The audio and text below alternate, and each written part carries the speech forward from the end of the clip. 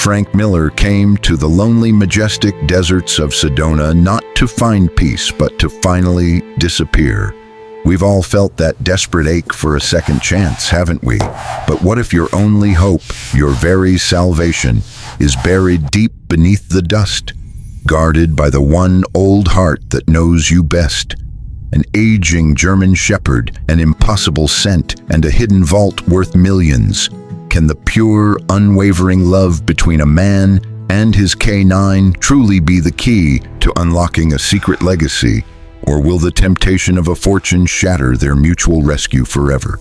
The late afternoon sun of Sedona, Arizona, poured a warm, almost spiritual orange light onto the imposing Red Rocks formations, painting the landscape in shades of copper and ochre. The air, thin and dry, tasted of juniper and red dust, carrying a heat that clung to the skin long after the sun began its descent. This was a land of ancient, unforgiving beauty, a landscape carved by time and indifference, and for Frank Miller, a man intent on leaving the world behind, the indifference was a welcome balm. Frank Miller, 68 years old, wasn't here to start over. He was here to stop completely, a grieving anchor seeking to sink into the quiet, warm gravity of the high desert. His face was a roadmap of a life spent in service, carved from the same weathered rock as the mountains around them, etched with the deep lines of worry and the profound geography of loss, a loss that still felt like a raw, exposed nerve. He drove his old, loyal Ford F-150 pickup, a vehicle whose faded blue paint had taken on the dusty color of the sky, its engine a familiar rhythmic cough, protesting the dry air as he pulled off the main highway and onto a long, rutted dirt road. Behind the wheel, Frank wore his uniform of retirement, a worn, heavy canvas jacket, the kind that held its shape and memories, pulled tight over a favorite red and blue plaid flannel shirt, his only defenses against the rapid temperature drops of the desert. He was a man defined by practicality and a quiet, almost painful sense of duty, qualities that had served him well during his 2 decades as a firefighter, but which now left him incapable of processing the simple, irreversible fact of his wife, Clara, being gone. Beside him sat Max, his steadfast K9 companion, a retired German shepherd whose presence was the one remaining constant in Frank's universe. Max was 12 years old, a magnificent dog whose noble mix of sable and silver fur, thick with a scruffy beard, spoke of his age and the dignity of a life spent working. Though Max moved with the hesitant stiffness of age, betraying the severe dysplasia that often flared in his hips after a cold night, he still carried himself with the upright posture of his former service. Max wore a simple worn leather collar, the metal buckle slightly tarnished, a silent acknowledgement of the duty he had performed and the one he continued to perform, watching Frank. They were driving towards the old McCullough cabin, a property Frank had purchased for a suspicious, rock-bottom price from a faraway trust fund, attracted by the remoteness and the vague mention of a strange, structurally sound basement in the obscure listing. This was to be their sanctuary, a place where a man and his aging dog could simply exist, forgotten by the world that had taken everything else. The truck rattled to a stop, the crunch of the tires on the baked gravel driveway startlingly loud in the vast silence. The cabin itself was a low-slung, cedar-sided structure, looking less like a home and more like a tenacious, sun-bleached relic clinging to the scrubby hills, nestled perfectly beneath the looming majesty of the Red Rocks. Frank climbed out, his heavy work boots thudding onto the dry earth. He pulled his collar up, adjusting the jacket that felt like a second skin, and reached for the key. Max, with a low, acknowledging grunt, hopped down, moving with that slight, telltale drag in his hindquarters. Instinctively, the dog swept the perimeter with his nose, then returned to stand sentinel at Frank's side. Frank unlocked the heavy, solid oak door and they stepped inside. The cabin was dark and smelled overwhelmingly of old dust, dry wood, and a faint, acrid scent of something metallic, like ancient wiring. Frank quickly located the small attached office, the most intact room in the structure, which he designated as their temporary living quarters. It offered a minimal escape from the plummeting desert temperature outside, housing the cabin's single functional, if noisy, wall-mounted air conditioning unit, a small necessary concession to the extremes of Arizona living. Frank set about the familiar rituals of settling in. He unrolled his sleeping bag onto a narrow cot and placed Max's steel bowl on the floor, while Frank opened a can of cold rations, his dinner a matter of pure utility. Max quietly crunched his dry kibble. Max was Frank's clock, his lifeline, and the anchor that kept his fractured mind tethered to the present moment. After his meal, Frank sat on the edge of the cot, rubbing his temples, exhausted less by the drive and more by the constant dull weight of his grief. Max, however, was not settling. The office floor was covered in wide, rough-hewn pine planks, dark with age, and Max began to move towards the center of the room. He stopped abruptly at a patch of floor that looked unremarkable and began to sniff intently. It was not the casual investigation of a house dog. It was the focused, deep inhale of a professional, the kind of scent work Frank hadn't seen him perform in years. "It's just mice, Max," Frank murmured tiredly. "This old place is full of them. Leave it Z." Max ignored him completely. The sniffing intensified, a focused, deep sound, and then was replaced by a low, insistent, almost frustrated rumble in his chest. It wasn't a growl, but a sound of unwavering focus, the kind of professional signal that meant, "The scent is here. This is important." Max lowered his massive head and began to scratch. Tsk, tsk, tsk. The sound of his blunt claws against the old wood was sharp and repetitive.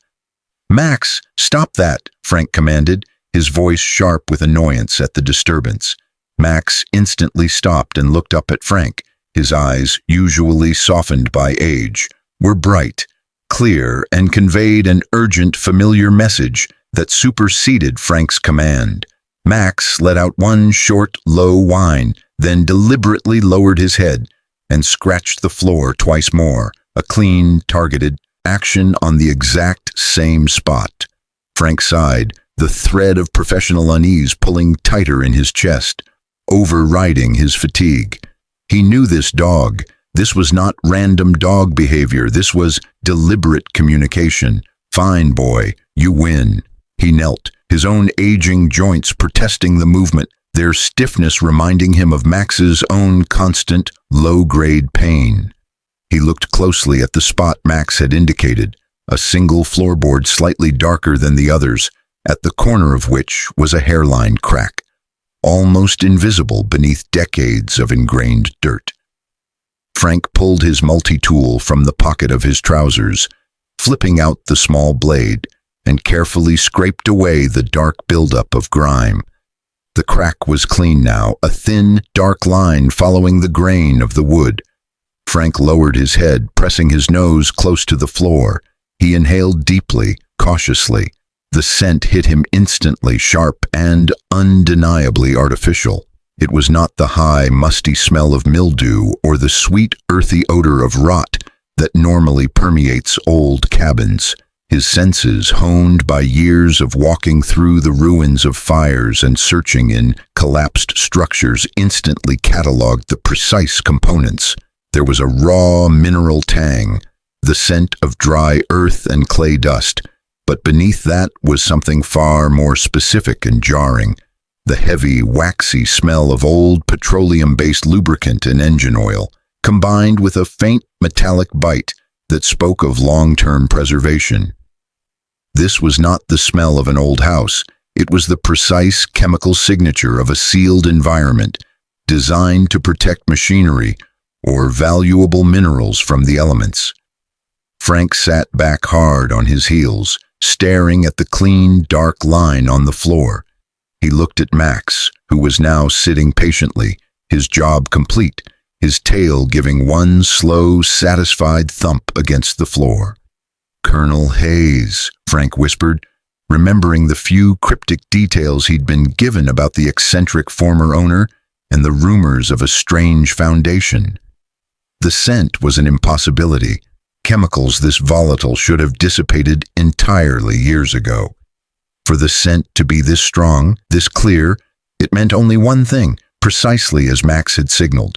The source was close, sealed, and dry, and it was not normal. The cold draft he could now feel distinctly pushing its way up through the crack confirmed it. A chilled, manufactured climate being forced into the warm, dry air of the cabin. The solitude Frank sought had just been shattered, replaced by the profound, chilling realization that beneath his floor lay a secret he had been sent to uncover.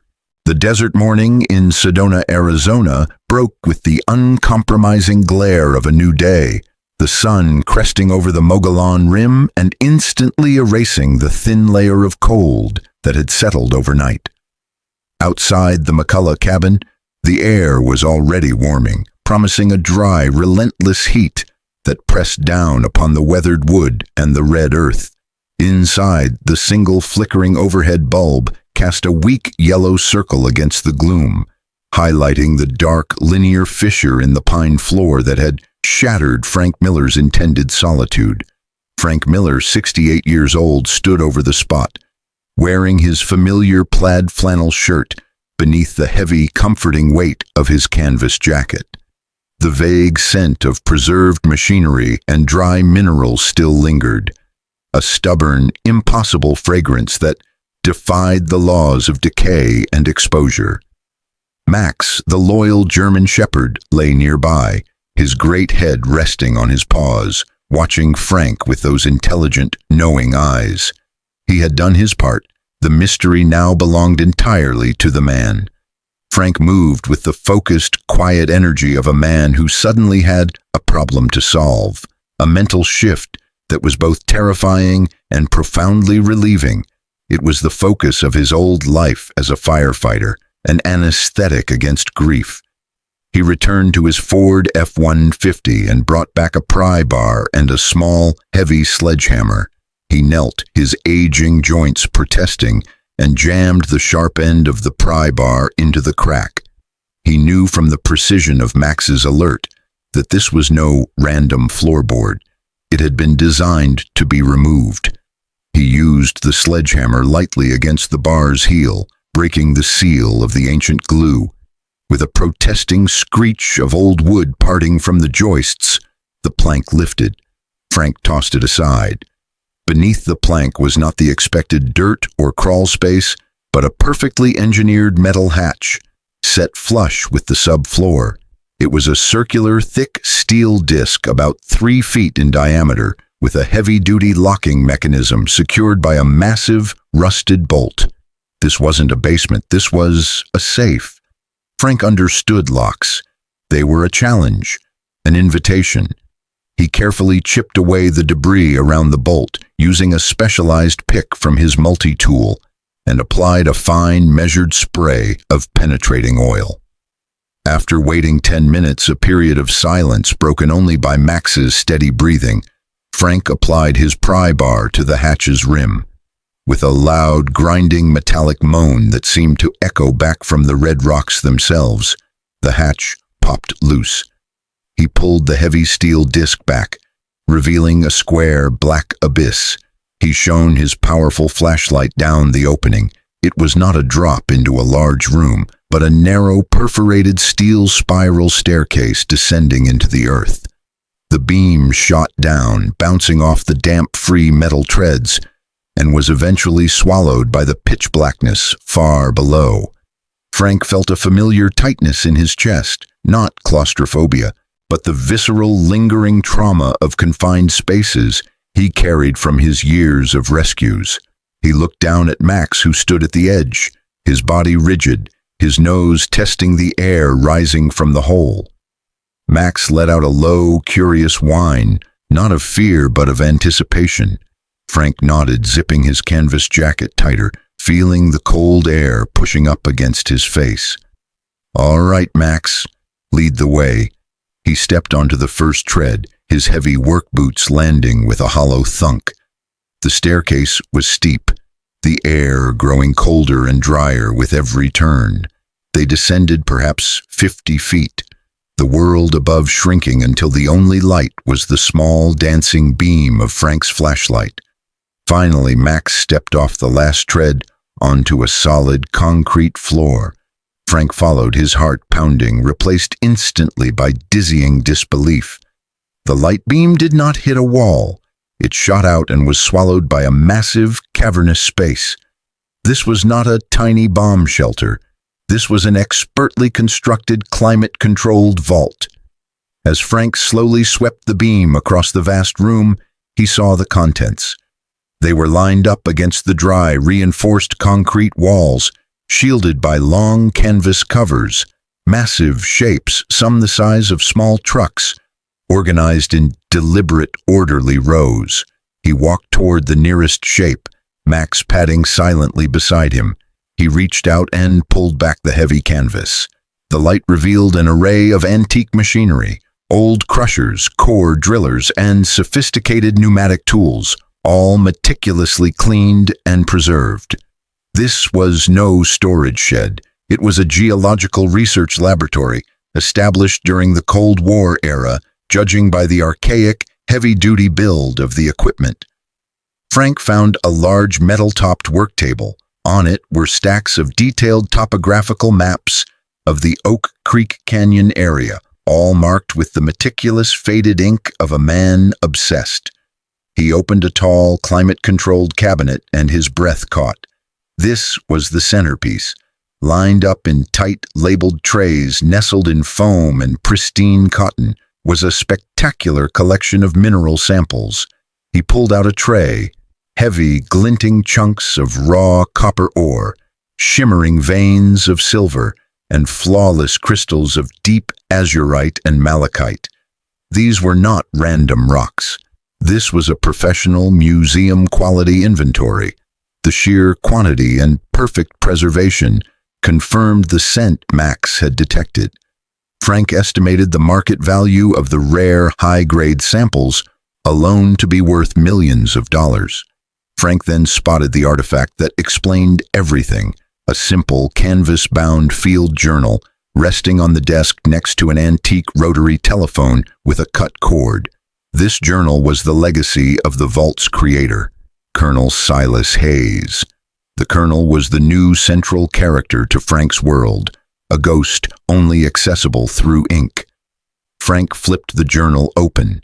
The handwriting was sharp, elegant, but betrayed a fierce, almost fanatical passion.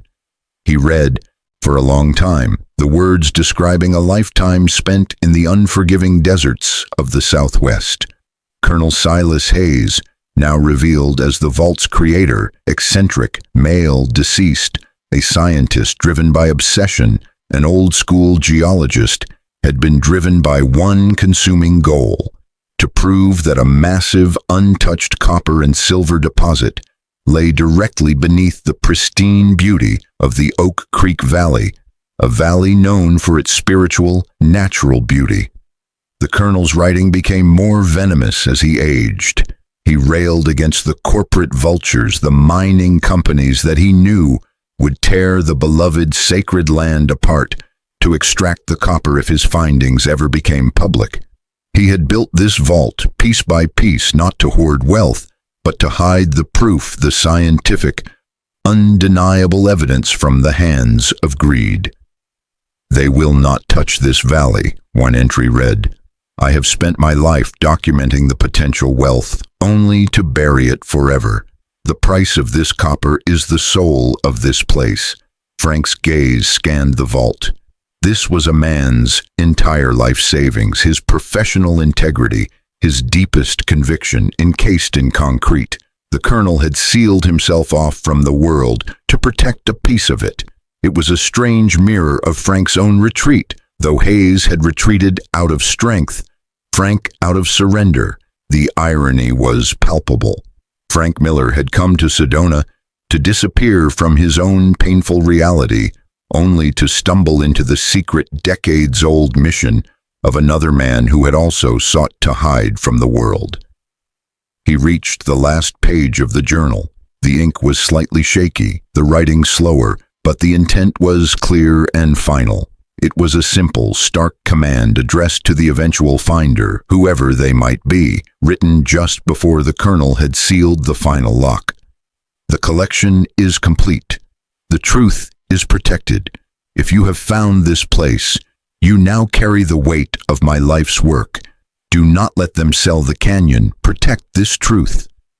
There was no signature, only the unspoken heavy charge of a man passing his duty to the next solitary guardian. Frank closed the book, the metallic scent of the vault and the dry clay pressing in on him. He had sought solitude, but he had found a mission, a moral burden worth millions of dollars placed directly in his hands. The silence he had craved was now filled with the profound, unsettling voice of a ghost. The high desert air of Sedona turned vicious. A sudden, unexpected cold front, a cruel trick of the Arizona climate that brings freezing temperatures when the sun retreats, plunged the temperature, driving the cold deep into the dry earth and the aging bones of the McCullough cabin. Inside, Frank Miller, 68 years old, was acutely aware of the plunging mercury, not because of his own comfort, but because of the low, pained whimpers emanating from the corner of the office. Max, his loyal German shepherd, lay huddled on his bedding, his 12-year-old body trembling despite the thick blankets Frank had piled upon him. Max's hips, long plagued by dysplasia, had seized up in the extreme cold. He tried to stand, but his powerful hindquarters betrayed him, yielding only a desperate, choked cry of pain that tore through Frank's heart like shrapnel. Frank, wearing his usual plaid flannel shirt, beneath the heavy protection of his canvas jacket, knelt beside his dog, his own face etched with the pain he couldn't absorb. "Okay, boy, easy, Z. The cold just got you." But this was worse than a flare-up. This was debilitating. Frank knew, with the cold certainty of a man who had seen too much, that the quiet solitude he had sought in Sedona was now poisoned by a crisis he couldn't ignore. He drove Max to the nearest clinic in Cottonwood, the trip a blur of anxiety and the agonizing sounds of Max's whimpering. The veterinarian, a kind-eyed woman named Dr. Helen Reyes, efficiently examined Max, her expression growing somber as she studied the X-rays. Dr. Helen Reyes, a professional mid-40s female wearing clean light blue scrubs and a fleece vest, spoke with professional detachment that couldn't hide the gravity of the situation. "Mr. Miller, the extreme temperature has triggered massive inflammation. To give him back a life without chronic pain, he needs specific medication and, ideally, a full surgical procedure to manage the dysplasia." Frank's heart sank, his mind already calculating the meager contents of his military pension account. "How much, doctor?" Dr. Reyes consulted her chart, the numbers sharp and cruel in the silence of the exam room. "For the necessary high-dose specialized painkillers and the initial corrective surgery, we're looking at close to $5,000 up front." Frank felt the blood drain from his face. $5,000. It was an abstract figure, an insurmountable wall for a man who calculated survival based on the price of dog food and gasoline. I don't have that," Frank admitted, the words tasting like metal and defeat. Dr. Reyes's expression softened with sympathy, but the clinical reality remained. Frank left the clinic with a heavily sedated Max and a small bag of temporary steroid injections, the cost of which emptied his checking account. He had 2 days before the pain would return with a vengeance. Back at the McCullough cabin, Frank found his second problem waiting. A small earthquake. Tremor common in the shifting desert floor had rattled through the area. In the dim light, Frank saw a fresh, ragged crack snaking across the heavy adobe wall of the main living space. The damage was structural. The roofline was compromised. He needed emergency repairs and materials to stabilize the old cabin before the next cold snap or rain. Another impossible expense piled atop Max's surgical needs. The solitude he had yearned for was now suffocating him, trapping him between poverty and immediate catastrophe. He paced the small office, the scent of the dry earth and old oil rising from the carefully sealed hatch, the promise of the secret vault mocking his destitution. Colonel Hayes's millions in preserved minerals lay directly beneath his feet, and his world was falling apart from above. The following morning, the outside world intruded further. Frank's old cell phone, which he kept charged mainly as a relic of his past life, buzzed with an incoming call from an unfamiliar, unlisted number. Hesitantly, he answered. The voice on the other end was smooth, refined, and distinctly out of place in Frank's rugged life. "Mr. Miller, this is Charlotte Hayes." Frank stiffened. He remembered the name from the initial trust documentation, the Colonel's widow.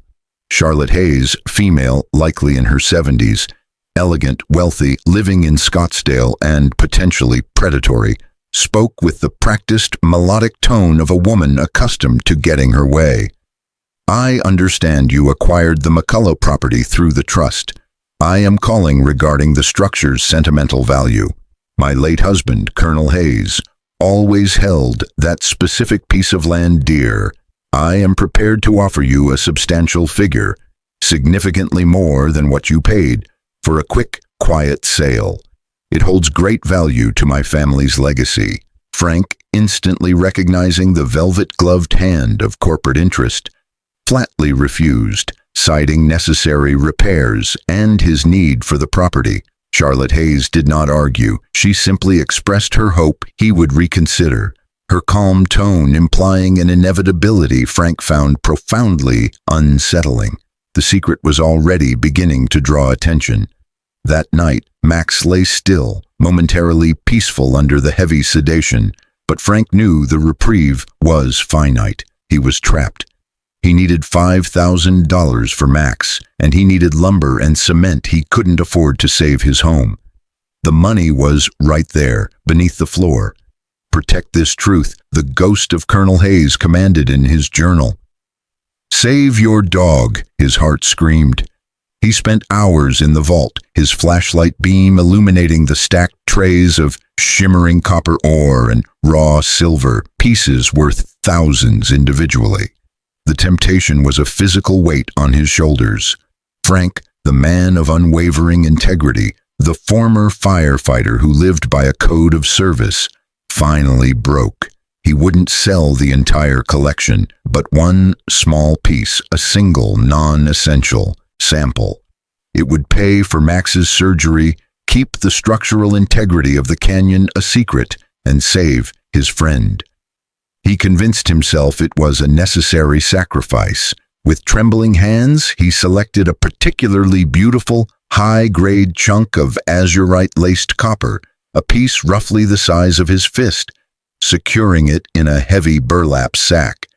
He quickly located a private collector he'd found online, who specialized in obscure, high-grade geological samples, and arranged an anonymous meeting for the following afternoon in a distant rest stop.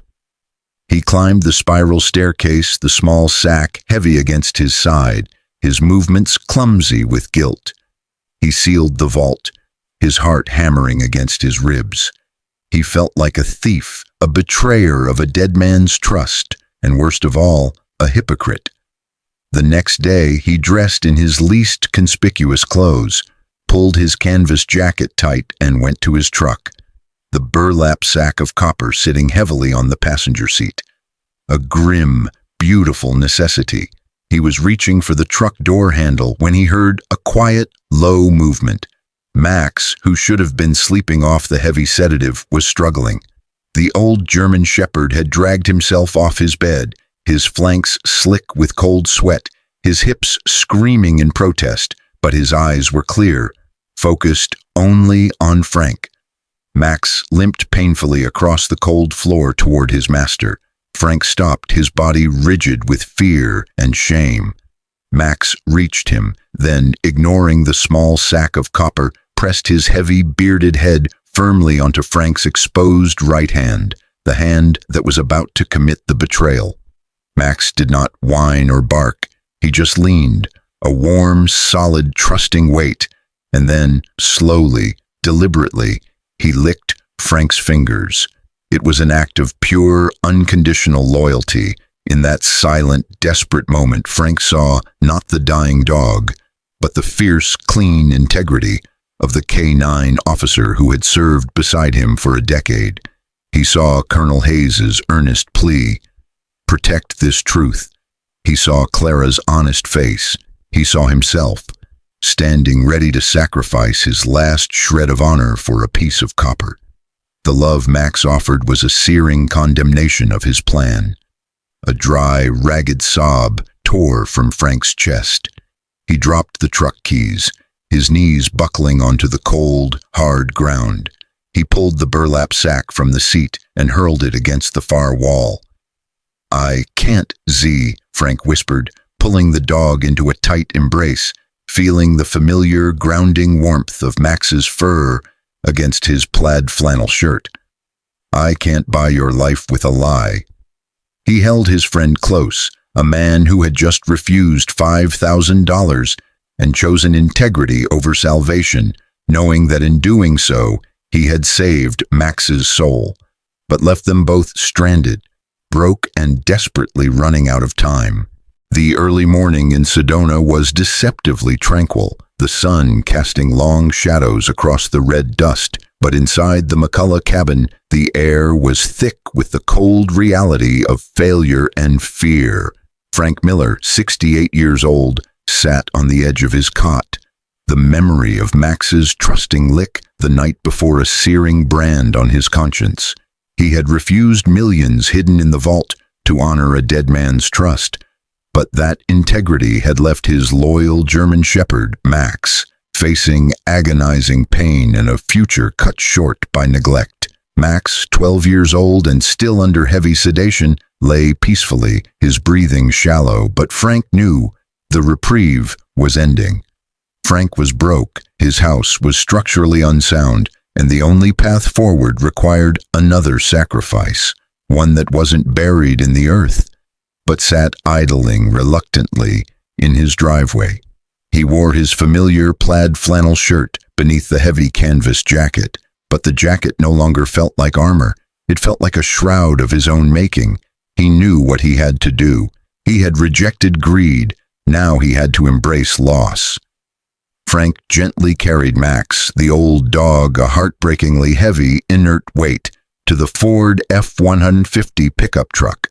The truck, with its faded blue paint and rhythmic engine cough, was the last true tether to his old life, the only asset of genuine market value he possessed. He drove Max to the clinic in Cottonwood, dropping him off with Dr. Helen Reyes for the procedure, his farewell choked with emotion. "I'll be back with the cash," Frank promised, a terrifying vow he was about to fulfill. From the clinic, Frank drove directly to Red Rock Auto, a small local dealership on the edge of town, whose faded sign promised both buying and selling. He parked his F-150 among a collection of weary, hopeful used vehicles. The owner, a thin, pragmatic man named Stan, came out, chewing on a cigar, his eyes instantly calculating. Frank, a man of few words, got straight to the point. "I'm looking to sell. Cash today. Need enough for the surgery." Stan circled the truck, kicking the tires, noting the mileage and the rust on the fenders. Stan, though a businessman, was also a local. He understood the weight of a desperate man's last asset. He offered a figure that was low but fair enough in the used truck market. Frank negotiated hard, not for profit but for survival, pushing until he secured the precise amount needed for Max's operation and the critical medication. The paperwork was brief, brutal, and final. Frank signed the title over, his name, Frank Miller, a permanent damning record of his new status, stranded, He left the keys, the single brass key, on a frayed leather ring on Stan's chipped counter, and walked out into the relentless Arizona sun, watching his loyal Ford F-150 become someone else's property. The loss felt like a physical amputation. He had saved his dog's life, but he had erased his own mobility and independence.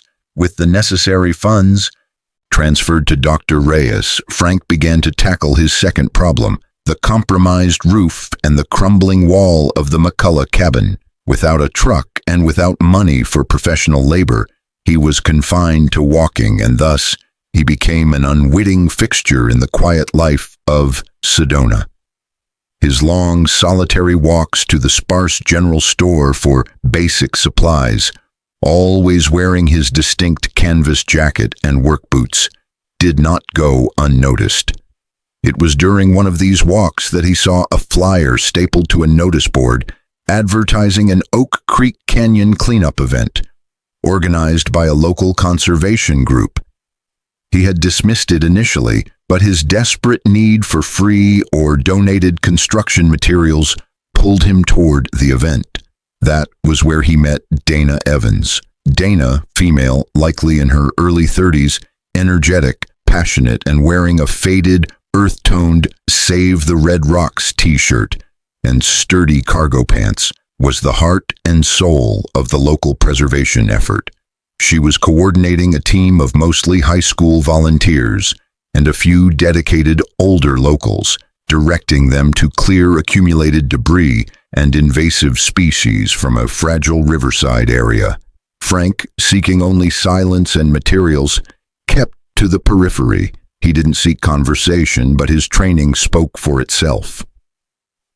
During a break, a small group of high schoolers ventured too close to a steep, rocky wash that had been stabilized by old timber. The timber suddenly shifted, trapping the foot of one young volunteer, Tyler, between two heavy, fallen logs. Panic erupted. Frank moved before he consciously thought. Shedding his canvas jacket, the retired firefighter Frank Miller was instantly present and professional. His voice, rough from disuse, cut through the noise with calm, authoritative clarity. He assessed the unstable load, directed the terrified volunteers with precise, simple commands, and using nothing but a rope, a strong branch, and the leverage principles he had learned decades ago, he safely freed the boy's foot. The whole incident lasted less than 5 minutes, but Frank's quiet, decisive competence left the volunteers stunned. Dana Evans rushed over, her face a mixture of adrenaline and relief. "Mr. Miller, Frank, thank you. You saved him. How did you know exactly what to do?"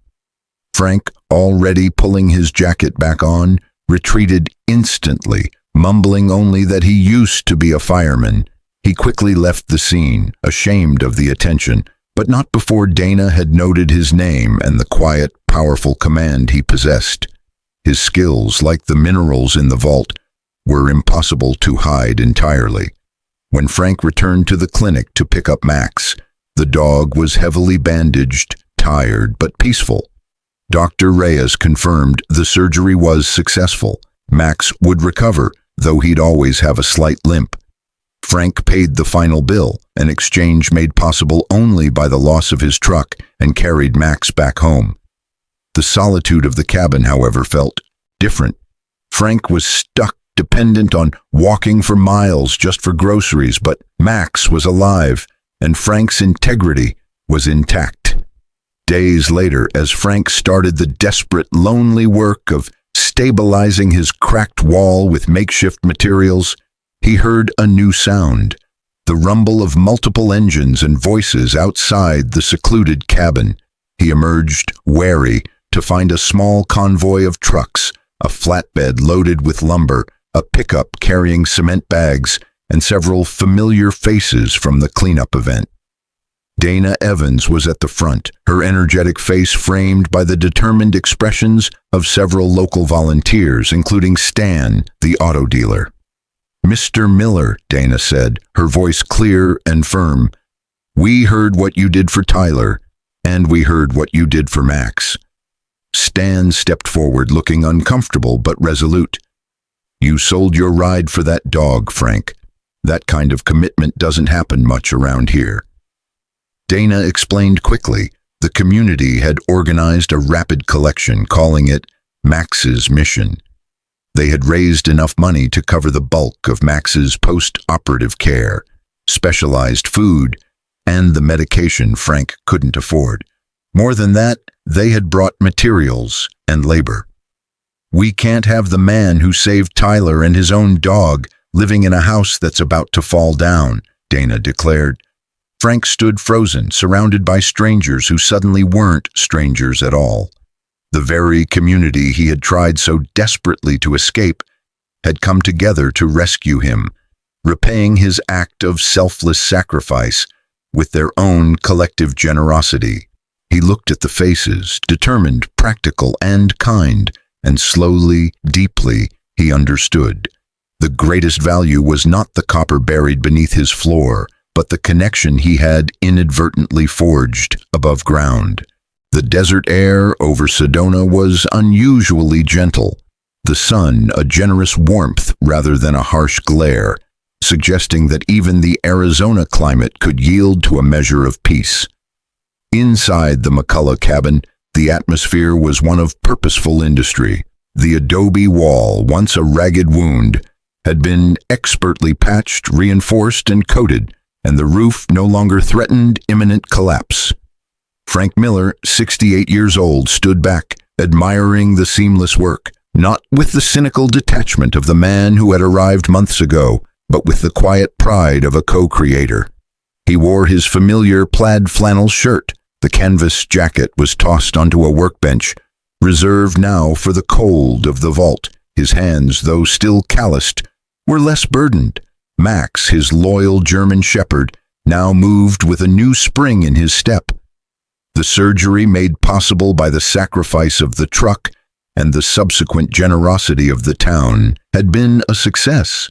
Max, though still showing a slight dignified roll in his hindquarters, was pain-free and happy, his tail giving a soft, steady thump against the newly repaired floor. Frank no longer sought to disappear. The very community he had tried to avoid had saved him, and in doing so, had earned his trust, a commodity Frank Miller guarded more fiercely than any vault of copper. He knew what he had to do. The moral burden left by Colonel Silas Hayes could not be solved by one man in isolation. He invited Dana Evans, female, early 30s, energetic, pragmatic, wearing her characteristic Save the Red Rocks t-shirt and cargo pants, to the cabin, along with Mr. Thompson, the town's long-standing quiet lawyer, and Mrs. Peterson, a respected voice on the town council. He led them through the office, lifted the floorboard, and opened the heavy steel hatch. He watched their faces, Donna's turning from confusion to awe, Thompson's remaining studiously neutral, and Peterson's widening with disbelief, as he led them down the winding steel spiral staircase into the geological research laboratory. Down in the cool, silent vault, Frank presented the evidence, the vast array of antique equipment, the meticulous topographical maps, and finally, the shining multi-million-dollar collection of raw copper and silver samples. He then placed Colonel Hayes's worn field journal on the work table and read the final stark command aloud. "Protect this truth. Do not let them sell the canyon." The gravity of the colonel's legacy settled upon them. Donna Evans, the environmental activist, instantly grasped the profound conservation power of the discovery. "This isn't just a collection, Frank," she whispered, her voice filled with passion. "It's scientific proof. The colonel didn't just hide copper, he buried the reason to fight. This gives us the leverage we need to legally designate Oak Creek Valley as too environmentally sensitive for industrial excavation." Thompson, the lawyer, finally broke his professional silence, nodding slowly as he studied the ancient marked maps. "Mrs. Hayes's interest makes sense now. But with this evidence, we can fight their claims before they even file. The community instantly mobilized. Using the evidence from Colonel Hayes's vault, Dana and Thompson spearheaded the formation of the Oak Creek Geological Heritage Foundation, a non-profit entity dedicated to the legal protection of the valley. The news of the millions of dollars worth of copper evidence being used to protect, not exploit, the land swept through Sedona, turning Frank Miller, the solitary broken veteran, into an unlikely local hero. At the Foundation's first town hall meeting, the decision was unanimous. Frank Miller was elected the Foundation's custodian and executive director, responsible for maintaining the vault and stewarding the Colonel's legacy. He had traded his solitary grief for a shared, powerful mission. The closing act of the town's mutual rescue took place on a bright Saturday morning. Frank was sweeping the dust from the repaired porch of the cabin, Max happily sunbathing nearby, when a small crowd gathered near his driveway. Dana Evans was there, looking unusually nervous alongside Stan, the owner of Red Rock Auto, and several of the local volunteers who had helped repair the cabin. Stan, wearing a clean work shirt and no cigar, was towing something behind his pickup. He backed up slowly, revealing the unmistakable faded blue paint and familiar dented fender of Frank's old Ford F-150. Frank froze, his hands gripping the broom handle. Stan stepped forward, looking Frank directly in the eye. "Frank," Stan said, his voice rough but kind, "when you sold this truck, you told me you needed the money for an emergency. You bought life for your dog." Dana stepped beside Stan. "Max's mission didn't end with the house repairs, Frank. The town knew this truck was your lifeline. We bought it back from Stan." Frank stared at his truck, the last vestige of his independence, the symbol of his greatest sacrifice, now returned to him by the very community he had sought to avoid. Stan reached into his pocket and pulled out the single brass key on the frayed leather ring. Frank walked forward slowly, his new life and his old life converging in the space between him and the truck. He reached out and took the key, his hand trembling uncontrollably. He tried to speak, to offer a thank you adequate to the magnitude of the gesture, but the words caught in his throat. Frank Miller, the granite-faced veteran who hadn't shed a tear since his wife's funeral, simply closed his fist around the brass key and wept openly, silently, the emotion washing away the last walls of his isolation. Max, sensing the powerful shift, limped over and leaned his warm, solid body against Frank's leg, a partner, no longer just an anchor. Frank Miller remained the custodian of the Oak Creek Geological Heritage Foundation. The McCullough cabin, now fully repaired, became both his home and the Foundation's humble headquarters. He worked closely with Dana Evans, dedicating his days to protecting the land, finding a sense of purpose and belonging he thought had died with Clara. He and Max, healthy and together, would take long, peaceful walks along the trails of the Red Rocks, the dog's soft, rhythmic thump-thump of his paws, the perfect counterpoint to the quiet peace in Frank's heart. He had failed to disappear, but in failing, he had found something infinitely more valuable: meaning, community, and a true final sense of home under the eternal Arizona sun.